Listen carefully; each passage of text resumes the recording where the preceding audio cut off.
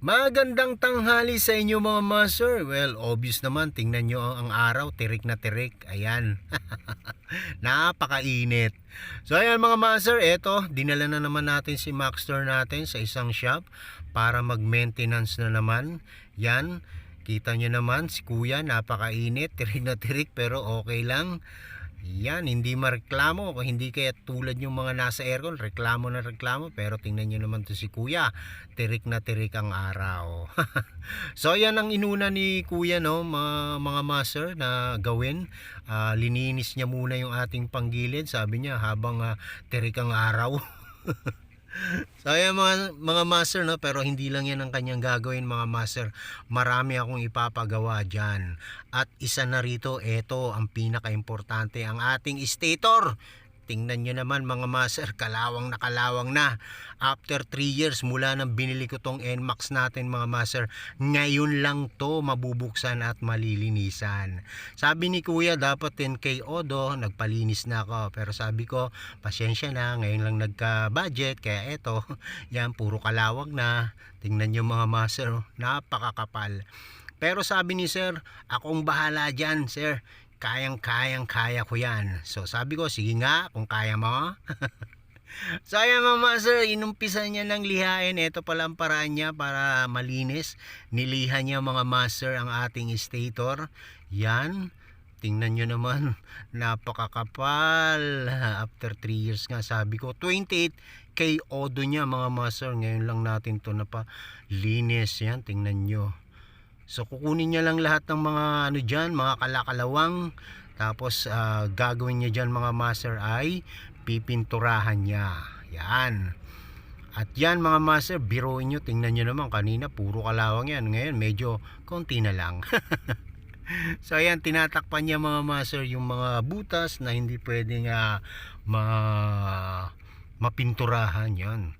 At eto na nga. Ayan, pipinturahan niya ng mga master. Ang gamit niyang Pilox yan, ako ang bumili niyan dahil wala silang available na Pilox dyan sa shop na yan. So ako ang bumili sa Walter Mart. Ang sabi niya, bumili ka sir ng Pilox na high temp yan. High temp yan mga master. High temperature. Yun. So ayan mga master, no, bali 3 pasadang ginawa niya dyan or 3 coating, no. Yan, para daw lalong tumagal at hindi na masyadong kalawangin. Hindi na kalawangin kaagad. Yan ang ginawa niya mga master. Yan lang ang remedyo. At yan na nga mga master, no, nilinis niya rin mga master yung ating yan, ano bang tawag dyan? Magneto. Yan, yung magneto. Ang alam ko dyan mga master, napapanood ko sa YouTube, binabaklas yan. Hindi ko alam kung bakit si kuya minekos-mekos lang. Ayan, tingnan nyo, binuhos-buhusan lang ng gasolina, nilinis. Yan, pero sabi ko okay naman, tingnan nyo naman, napakalinis ng labas. Pero hindi ko alam yung loob kung malinis din. Kung ganyan ang paglinis niya, wala tayong magagawa dyan mga master. Yan ang gusto niya. At syempre mga master, hindi natin makakalimutan ang change oil at gear oil. Yan, sinabay na natin mga master. Sabi ko maintenance na to, gastusan na tong malala. So yan, change oil, gear oil mga master. At ang gamit natin sa change oil mga master ay ang Motol. Baka naman yan Motol. Dati ang gamit ko Kicks, ngayon Motol na.